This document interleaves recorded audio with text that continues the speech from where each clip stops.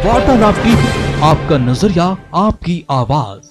नमस्कार दर्शकों, वार्तालाप टीवी के इस विशेष कार्यक्रम एस्ट्रोट्रोप में आपका एक बार फिर से स्वागत है, जहां पे आचार्य पुरुषोत्तम वशिष्ठ जी अपने ज्योतिषी उपाय के साथ में बताते हैं कि किस तरीके से आप अपने आने वाले समय को अच्छा बना सकते हैं। तो सबसे पहले आचार्य जी का स्वागत करते हैं। आचार्य जी, बहुत बहुत स्वागत है आपका कार्यक्रम में। नमस्कार जी। तो आचार्य जी, आज है गंगा दशहरा। ये हिंदू संस्कृति के हिसाब से है, और आज बात करें जी जी। पाश्चात्य संस्कृति के हिसाब से फादर्स डे मनाया जा रहा है, बहुत धूमधाम से मन रहा है। तो हम इन जी दोनों चीजों पे बात करना चाहेंगे आपसे। गंगा दशहरा का क्या महत्व है, क्या पूजा इसकी कोई पूजा विधि है इसकी, उसके बारे में जानेंगे। और आजकल देखने में आ रहा है कि घर परिवार में रिश्तों में बहुत अनबन रहती है, चाहे पिता पुत्र का हो, चाहे माता पिता का अपनी संतान के साथ में हो। तो क्या कुछ उपाय हो सकते हैं, वास्तु उपाय या ज्योतिषीय उपाय, इस मतभेद और मनभेद को मिटाने के लिए? हम इस पे भी आपसे बात करेंगे, लेकिन पहले जानना चाहेंगे गंगा दशहरे का महत्व और क्या इसका ज्योतिषीय महत्व है। जी, तो हम शुरुआत करते हैं गंगा दशहरा से। जी गंगा दशहरा एक बहुत ही अच्छा सर्वार्थ सिद्धि हमारी मुहूर्त है। इस मुहूर्त में हम अपना व्यवसाय का मुहूर्त शुरू करने का, अपने मकान का मुहूर्त, जैसे अब थोड़े दिन बाद देव शयन एकादशी आ जाएगी जी अब जुलाई में। तो देव शयन एकादशी से पहले अब कुछ ही मुहूर्त बचे हैं, जैसे गृह प्रवेश, हमारा व्यवसाय शुरू करने का मुहूर्त, और कोई भी जैसे मनोकामना है वो करने की एक पूजा का मुहूर्त। ये गंगा दशहरा बहुत अच्छा मुहूर्त है। आप इसमें जी आप इसमें अपना व्यवसाय शुरू कर सकते हैं, उसको प्रारंभ कर सकते हैं, उसकी पूजा करा सकते हैं, आप गृह प्रवेश कर सकते हैं, आप कोई भी कार्य शुभ पूजा पाठ करा के इस दिन शुरुआत कर सकते हैं। जैसे आज ही गंगा दशहरा है, जी तो गंगा दशहरा जो गंगा के निकट है, या गंगा जिनको कुछ कार्य भी नहीं करना, जिनको व्यवसाय नहीं, मकान का गृह प्रवेश नहीं करना, तो वो अच्छे फल हेतु गंगा किनारे गंगा जी की पूजा करें, गंगा में स्नान करें। स्नान सूर्य उदय समय ही करें, क्योंकि जब हम स्नान करते हैं, क्योंकि हमारे जितने भी शास्त्र हैं उनमें जो भी चीज बताई है वह सब साइंटिफिक है। हमारे ऋषि मुनि साइंटिस्ट थे, तो वैज्ञानिक थे, तो जो ऐसे अच्छे मुहूर्तों पे हम स्नान करते हैं, सूर्य की किरणें हमारे पड़ती हैं, तो हमारे को स्किन प्रॉब्लम भी नहीं हो सकती, स्किन प्रॉब्लम से बचते हैं। तो वह गंगा किनारे जाएं, वहां पूजा करें, अर्चना करें, और अपनी मनोकामना पूर्ण करने के लिए माँ गंगा से प्रार्थना करें। ये बहुत ही शुभ दिन होता है आपकी मनोकामनाओं के लिए, आपके गृह प्रवेश के लिए, आपके व्यापार शुरुआत करने के लिए। जी। तो आचार्य जी, ये रहा गंगा दशहरे का महत्व कि ये एक तरीके से अबूझ मुहूर्त हो गया कि अगर अब आपको अपने हाँ, व्यवसाय को बढ़ाना है, नया कुछ व्यवसाय स्थापित करना है, कोई नई चीज करनी है आपको, चाहे वाहन का सुख है, कुछ भी, तो आप माँ गंगा की आरती करके, माँ गंगा की पूजा अर्चना करके इस गंगा दशहरा पे ये कार्य कर सकते हैं। आचार्य जी, अब बात करना चाहेंगे अपन, ये जो फादर्स डे है पाश्चात्य संस्कृति की तरफ से बनाया हुआ एक दिन पिताजी को समर्पित, लेकिन पिताजी के लिए हर दिन समर्पित है, ऐसा अपना मानना है। अब आज के टाइम में देखने को मिलता है कि पिता पुत्र में भी अनबन रहती है। संतान है वो अपने माँ बाप से थोड़ी सी विचारों के मतभेद में उलझी हुई है। तो क्या कुछ कुंडली के हिसाब से या कुछ वास्तु उपाय ऐसे हो सकते हैं कि अगर घर का कुछ वास्तु बिगड़ा हुआ है तो ये स्थिति उत्पन्न होएगी, कैसे उसे ठीक किया जा सकता है, और कैसे ये प्रेम बना रहे, क्योंकि कोई एक दिन हम निश्चित नहीं कर सकते माता पिता के प्रेम के लिए। दरअसल क्या है कि हम अब धीरे धीरे धीरे धीरे अपने धर्म से दूर होते जा रहे जी हैं।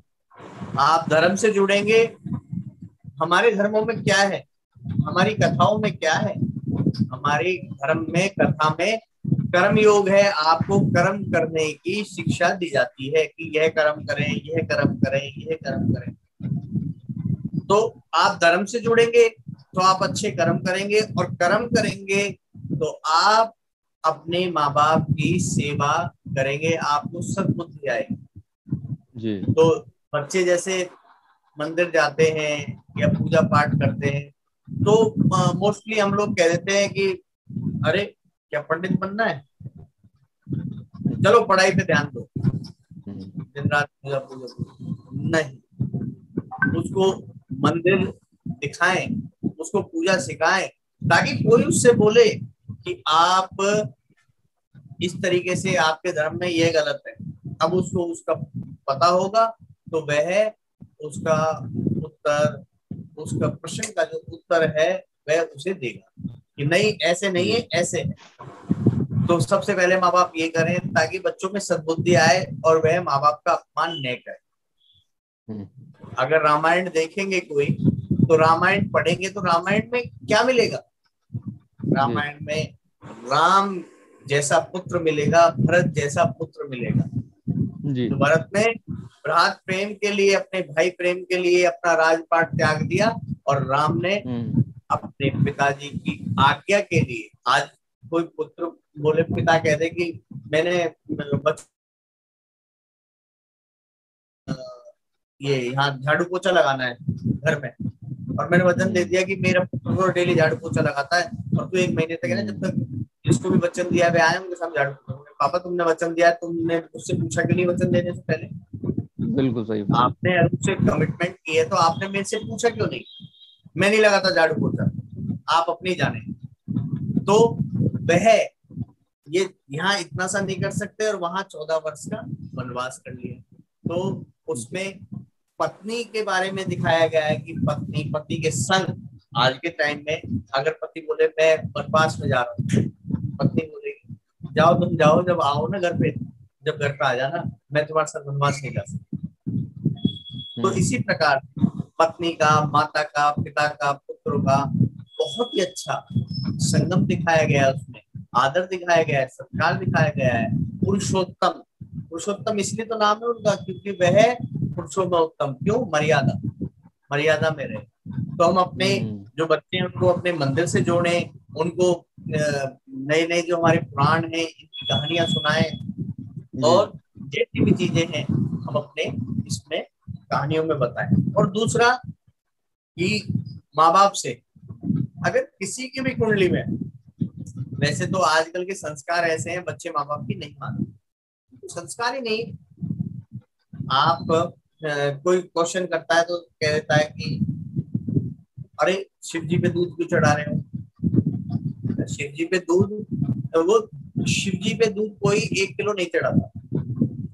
विशेष अगर रुद्र की पूजा होती है साल में 6 महीने में, तो वो इतनी बाल्टी भर के पानी में आधा किलो दूध पिला देता है। और वो भी फिर बाद में कच्ची शिव जी की गिलहरी होती है, आगे जाके मट्टी होती है, ताकि मट्टी हो गई, नाली हो गई, उसके जो कीड़े हैं, जो जीव जंतु हैं, वह उसका सेवन करें। यानी हमारी संस्कृति में कोई भी चीज वेस्ट, कोई भी चीज खराब है ही नहीं।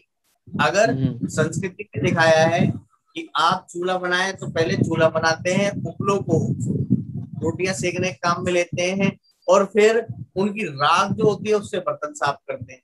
तो हमारे कुछ खराब चीज तो होती है, उसको बाद में भी यूज कार्य आती है, वो बाद में भी आती है।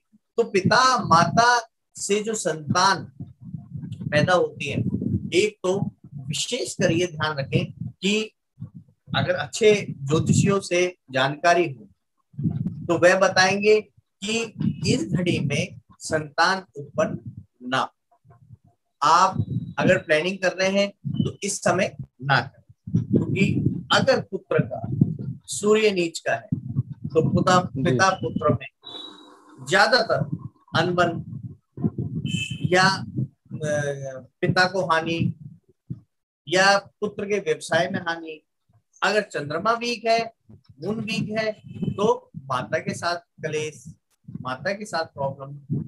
तो इसी प्रकार से हम जो ये सूर्य वीक होता है, सूर्य नीच का होता है, इसको हम ठीक कर सकते हैं अगर हम किसी आचार्य से पहले ही मिले। और अब जिनके हो भी गए वे अपनी कुंडली में दिखाएं।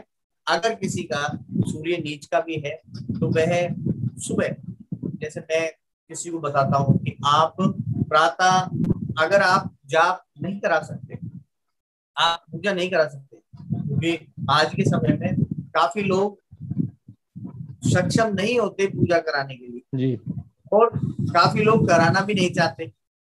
वे सोचते हैं कि ये जो पैसा है, यानी हम अपने लिए और किसी के भी लिए 15, 20, 25 से 50 हजार का फोन ले सकते हैं।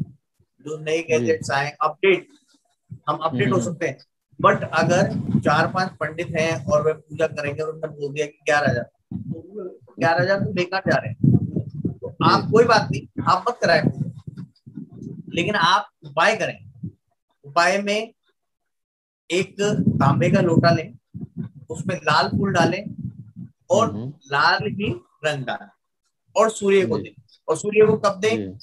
प्रातः उठते ही सूर्योदय के समय। अब लोग क्या करते हैं, वो सूर्य उठने का इंतजार नहीं करते, वे अपने उठने का इंतजार करते हैं। यानी सूर्योदय नहीं, खुद जब उदय होते हैं, यानी खुद जब उठते हैं 12 बजे उठते हैं, 12 बजे जल दे दिया, नहीं, वे सूर्य उदय के समय ही जलते हैं। और सूर्य भगवान को जल दे के उनको अर्घ्य अर्पण करें, उनको कहें हे प्रभु, नहा के जाए, स्नान करके जाए कि हे प्रभु हमसे जो भी कुछ कर्म बने हैं जिसकी वजह से हमारा सूर्य वीक है, हमारे पिता से नहीं बनती है, हमारे व्यवसाय में प्रॉब्लम है, दिक्कत आ रही है, तो उसको आप ठीक करें और हमारे अपराधों को क्षमा। ये लेकिन ये सूर्योदय के समय की बात है। अब सूर्योदय के समय हम ये चीज सूर्य को अर्घ दें, और ताकि जो सुबह सुबह की सूर्य की किरणें हैं वो जब हम ऐसे करके अर्घ देते हैं सर से ऊपर, तो वे उसमें किरणें पड़ के हमारे शरीर में लगे, गीला बदन हमारा होना चाहिए। अब 12 बजे देने का मतलब यही है, जैसे मैं आपके घर आता हूँ, आपके घर में आ गया और आपने 2 घंटा मेरे से न पानी की पूछा, न चाय की पूछा, न नाश्ते की कि कुछ खाएंगे पियेंगे, आए हैं चलिए, न पंखा चलाया, और फिर जब 2 घंटे बाद आप पानी पियेंगे क्या, आप चाय पियेंगे क्या, तो वह गलत होता है। जब कोई आता है ना तो उसको आते के साथ 5 मिनट में, 7 मिनट में, 10 मिनट में, जब उसके आदर सत्कार के लिए पूछा जाए। तो इसी प्रकार सूर्यदेव आए हुए सुबह के हैं, 6 बजे के, 5 बजे के, और हम 12 बजे, तो 12 बजे भी अर्घ अगर दें उसका लाभ प्रातः ही होगा, सूर्योदय के समय। और भगवान पे बिल्कुल भी, जैसे मैं देखता हूँ, मम्मी ने बोला है, मम्मी ने जबरदस्ती उठा दिया, आप गए सोते सोते डाला और आ गए, तो वह चीज नहीं। अगर करें तो मन से करें, क्योंकि इस तरह का जो कार्य कर रहे हैं उसका भी फायदा, जैसे नहीं करते हैं ना कुछ फायदा नहीं, तो करने इस तरह से करने पर भी कुछ नहीं, मन से करें तो उसका विशेष फायदा मिलेगा। और अच्छे ज्योतिषाचार्य से या हमसे भी विमर्श कर सकते हैं, हम बताएंगे कि इस समय में आप प्लानिंग करें बच्चे, ताकि हर चीज तो ठीक नहीं हो सकती, लेकिन जो विधाता ने लिख दिया वह विधान अटल है। लेकिन कुछ चीजें हैं कि इस समय सन वीक होता है, सूर्य नीच का होता है, इस समय बच्चा आप इस समय करेंगे तो इस समय वह घड़ी नहीं आएगी, वह 8वां या 9वां महीना या 10वां महीना नहीं आएगा, तो आप इस समय करें। तो हम इस तरह से सलाह देते हैं और लोगों को उसका विशेष फल भी मिलता है। तो सबसे पहले आप अपने बच्चों को धर्म से जोड़ें, धर्म से जुड़ेंगे तो कर्म से अपने आप जुड़ जाएंगे। अगर जितनी भी कथा भागवत होती है उनमें क्या सिखाया जाता है, हमारी कथा भागवत में थोड़ी सिखाया जाता है कि आप बार खोलें, आप ये कैसीनो खोलें, ये नहीं सिखाया जाता। हमारे धर्म संस्कृति में, भागवत में, पुराणों में, शिव पुराण में यह सिखाया जाता है कि आप अपने पिता की किस प्रकार सेवा करें, और आप दारू जो ये है इससे कि बचें, आप जुआ से बचें। और जिन्होंने ऐसे कर्म करे हैं, जिन्होंने जुआ खेल के घर बर्बाद कर दिया, चाहे वो महाभारत से ही ले लो, तो उनको शिक्षा दी जाती है, देखो पहले ऐसे ऐसा हो चुका है, उनको आगे चलने का मार्ग दिया जाता है। जैसे परीक्षा में आपको पिछले 3 आपकी 12वीं की परीक्षा है, आपको पिछले 3 साल के फाइनल पेपर के बोर्ड के क्वेश्चन पेपर मिल जाए 3-4 साल के, तो आपको काफी हेल्प हो जाएगी। ये कॉमन क्वेश्चन है, इस तरह के क्वेश्चन तो आते ही आते हैं जी। तो इसी प्रकार से हमें वह जो पौराणिक कथाएं हैं कि उसने जुआ खेला, वह उसने ये दंड पाया, उसने ये किया, उसने ये दंड पाया, तो उससे हमें सहायता मिल जाती है कि हम ये कर्म नहीं करें। तो इस प्रकार से माता पिता का आदर भी करेंगे, सत्कार भी करेंगे, और जरूर अपने बच्चों को धर्म से, यज्ञ से जोड़े। और कुछ अगर दुविधा हो, कुछ पूछना हो तो आप मुझसे भी पूछ सकते हैं जी। और तो दर्शक आप आपके माध्यम से भी मुझसे पूछ सकते हैं, चैनल के माध्यम से भी पूछ सकते हैं। जी। तो आचार्य जी आप से जुड़ सकते हैं, आपका नंबर हमारे इस स्क्रीन पर फ्लैश हो रहा है। दर्शकों अगर आपको कोई भी समस्या है आप आचार्य जी से जुड़ सकते हैं, आचार्य जी से अपने सवाल पूछ सकते हैं। तो आचार्य जी इसी श्रृंखला में हमारे साथ में अब दर्शकों का जुड़ना शुरू हुआ है। हम कोशिश करते हैं कि हर वीक में ज्यादा से नहीं तो 1 दर्शक तो हम जोड़ ही लें। तो नोएडा से हमारे साथ में वरुण कुमार जी जुड़े हैं। तो वरुण जी बहुत बहुत स्वागत है आपका कार्यक्रम में। आपके कोई भी प्रश्न है तो आप आचार्य जी से पूछ सकते हैं। नमस्कार पंडित जी। नमस्कार सर। मेरा नाम नमस्कार। वरुण है, मैं नोएडा में रहता हूँ। मेरा डेट ऑफ आपकी आवाज नहीं आ रही, या तो वरुण जी आप बताएं क्या कह रहे हैं। मेरा नाम वरुण है, मैं नोएडा से बोल रहा हूँ। मेरी डेट ऑफ बर्थ 1984 है।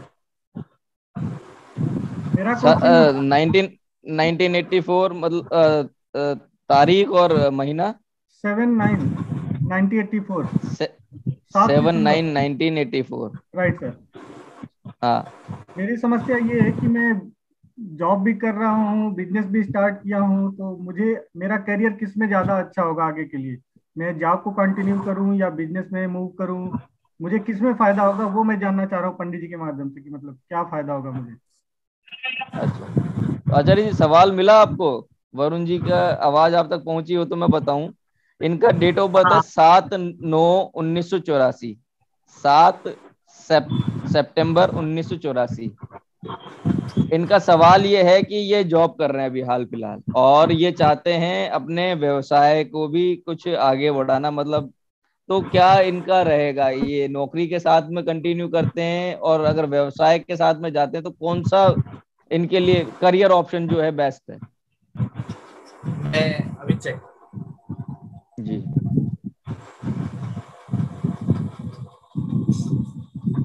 तो दर्शकों आचार्य जी इस सवाल का जवाब दें उससे पहले मैं आपको बताता चलूं कि आपकी भी कोई समस्या है और आप हमसे जुड़ना चाहते हैं तो आप वार्तालाप टीवी को फॉलो कर लें। नोटिफिकेशन के बटन को आप ऑल पे रखें ताकि आपको हर नोटिफिकेशन पहले से पहले मिले। कोई भी सवाल है तो आप हमें मेल कर सकते हैं और कॉल भी कर सकते हैं। हाँ तो आचार्य जी, जैसे वरुण जी की कुंडली मैंने देखी है जी, तो अभी इनको नौकरी में ही रहना है।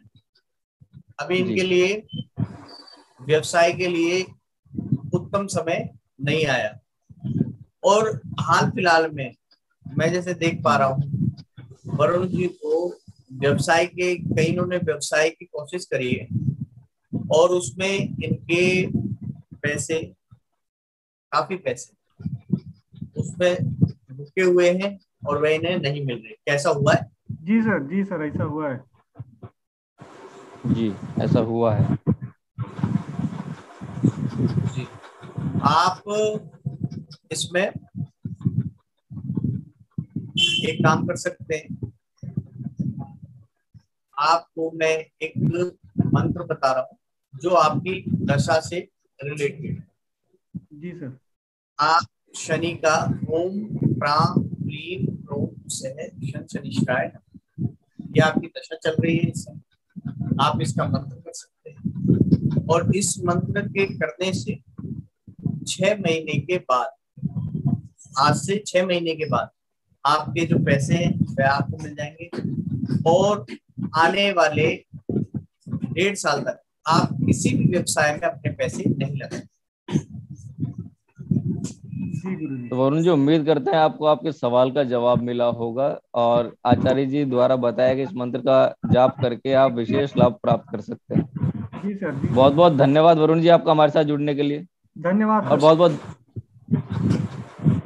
तो और आचार्य जी आपका भी बहुत बहुत धन्यवाद। आप कार्यक्रम में आए और आपने विशेष जानकारी जो हमें दी गंगा दशहरा और ये जो सूर्य को मजबूत करने के लिए किस तरीके से आप पिता की सेवा करें तो सूर्य मजबूत होगा, और अगर चंद्रमा आपका कमजोर है और उसे मजबूत करना चाहें तो माता की सेवा कर सकते हैं।